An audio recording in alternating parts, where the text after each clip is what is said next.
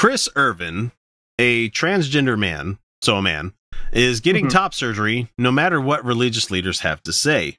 Good. Irvin, a Mormon, attends BYU and is studying English. I understand why people do go to that college, but at the same time, I don't know why you would put...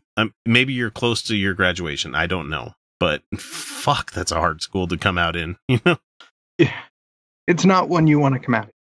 Let's just put it that way. No, it's probably hard mode when it comes to that. So, because they can kick you out and like give you no credit for all the time and work that you did there. And you can get kicked out and won't transfer your credits because it's a private religious university. So their top surgery may prevent them from continuing to study at BYU. Enrollment at this school, as we're talking about, is conditional on endorsements that are renewed each year to confirm that students are indeed living by the standards set by the Mormon Church. And it's weird.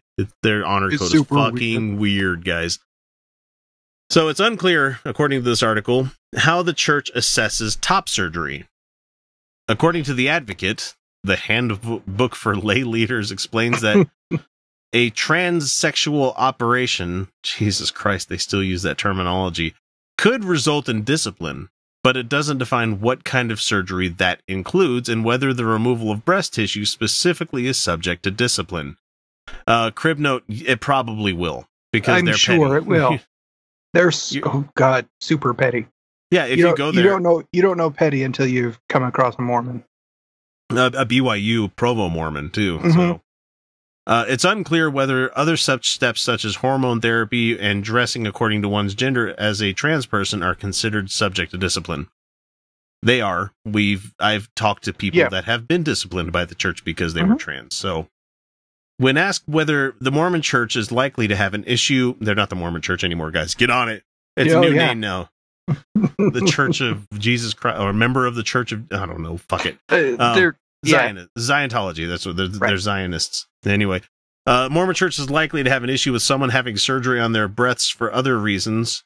Irvin said that church leaders only appear to care when the motivation is tied to being transgender. So they could go get breast implants, they could breast get reduction, augmentation, reduction, mastectomy, But if it's because you're trying to be the person you feel like you are, or the person you are on the inside, we got a problem with it here. So, of course, Kris Irvin told Think Progress that they're aware of transgender Mormons who have had top surgeries without discipline whatsoever. But now that you're vocal about it and talking about it in an article, I can almost guarantee they're going to come after you for this. I'm sorry, but they don't like people talking about things. But Irvin's local bishop told them that he would carry out discipline if they get the surgery, which Irvin has said is likely to result in losing the endorsement to attend BYU. Other discipline could include limiting their church participation, such as not allowing them to visit the temple or take the sacrament, according to the Salt Lake Tribune. What's really going to fucking make them mad is, since you are transitioning female to male, is whether you get the Aaronic priesthood and what's the other one, the Melchizedek priesthood, if you can try to get that. I mean, will they ordain you if you're trans? Oh no, I seriously doubt they would. They would. Guys, Google that on your own time. I don't want to talk about that shit. It's fucking weird. No, they're again, BYU's weird. Super petty. Mormons are weird and petty. So, let's see what else did they say in this article. I already said that part. Let's see. Irvin wrote to their local bishop, Jake King, and King responded, "It's not prerequisite that the church and church leaders accept elective transgender surgery in order to accept, love, and serve LGBTQ plus members. I know that no surgery can bring you true peace and comfort in this life." Well, it can help. Fuck you, Jake. Jake, you don't know Chris's story. You don't know how much dysphoria they feel. Right. Fuck you, Jake. Right. But you know what helps more? Just accepting them. Yeah. Don't be all fucking judgmental. I mean, but wait, I'm sorry. Orem Mormons are some of the worst. Orem and Provo. You want to talk about the hard baked in Mormons? That's the ones that you want to avoid the most. They're fucking judgy. And yes, I'm speaking from experience because they've judged me so many times, especially when I was eating at that taco time and I was deep throating that crispy meat burrito. They had a real problem with that. Oh my Lord, that man, he's just masticating on that burrito. Yeah. It's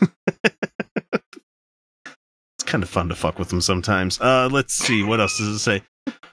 Irvin told Think Progress that they haven't looked closely at many other schools. At this point, it's like if you don't want me, what's the point of trying to stick it out? That sounds like Kris, you've already made your decision. That is a fair question.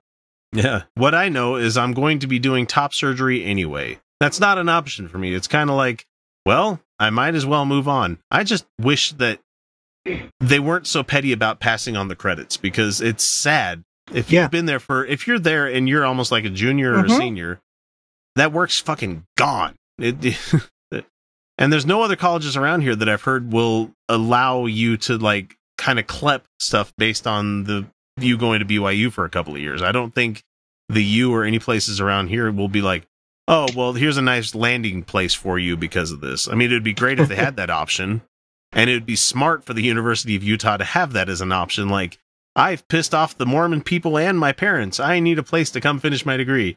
We'll take you. But that's not going to happen. I don't think so. So probably not.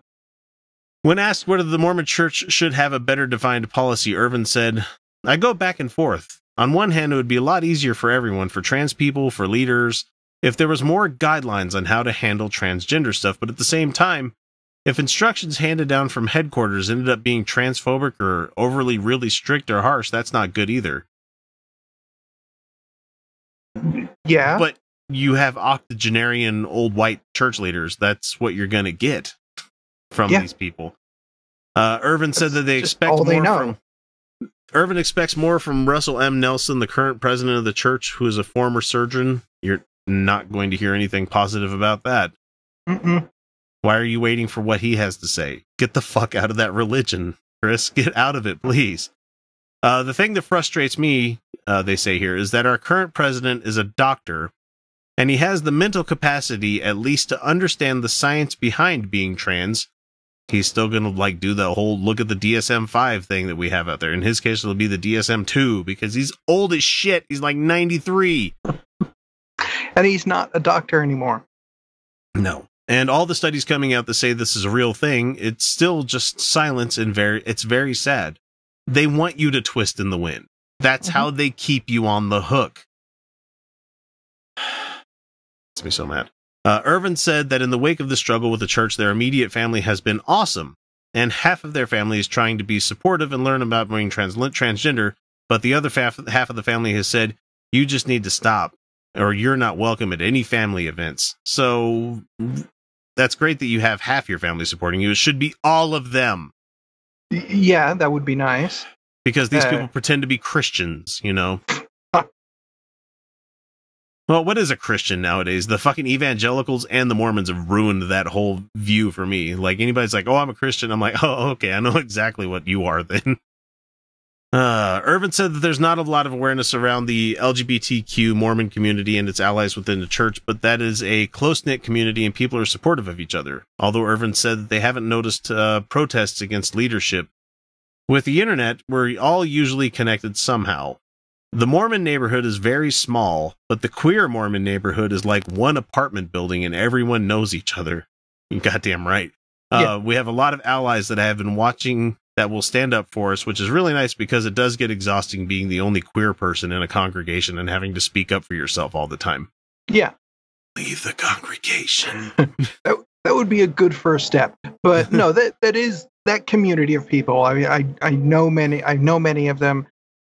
They are really awesome supportive, folks, and they're really awesome folks. Yes. It just would be great if they would just... If they could just cut that. If they could get away from the religion part of it, you know? Yeah. I mean, cut that anchor and actually, go be free. But no, they're still floundering. The reason this is so important and why we bring it up is because we have a rate of suicide among LGBTQ youth is 4 times greater in this state. Than straight young people. Irvin, who's 31, didn't discover the right word for what they were experiencing being transgender until they were 28. And they said that their education didn't acknowledge trans people. And this is a quote here from the person. It says, "You have a lot of queer Mormon kids who are in the closet, and they hear how the community is talked about, and there isn't enough support, so they kill themselves because they feel like there isn't any hope for the future." So there was a little bit of signal of a hope for future when Dallin Oaks of the Quorum of the 12, he's not really that good of a guy, guys. No, he's not. Responded to a mother who had a transgender son and said he didn't want to fear retaliation for supporting him. And Oaks responded that being acquainted with the unique problems of a transgender situation is something we have not had so much experience with, and we have some unfinished business in teaching on that. How is that supposed to make you feel better? We've never ran across this very much, and we haven't finished teaching people about it. So how did that bring you peace? I don't get it. How have you not run across us? I mean... It's been around. It's been around a while.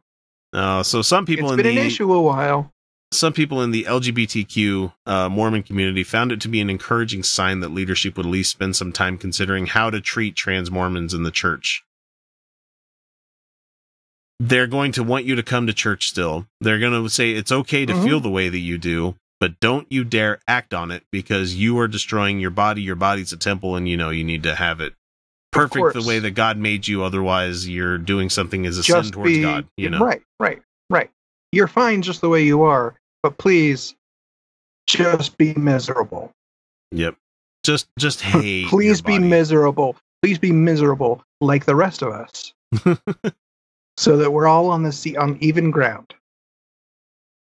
And let's see. It says here that BYU has experienced criticism from the LGBTQ community for how its honor code enables the sexual assault of LGBTQ sexual assault survivors who are worried about them being subject to discipline. The honor code does not allow sexual relations between members of the same sex, as well as all forms of physical intimacy that give expression to homosexual feelings. So,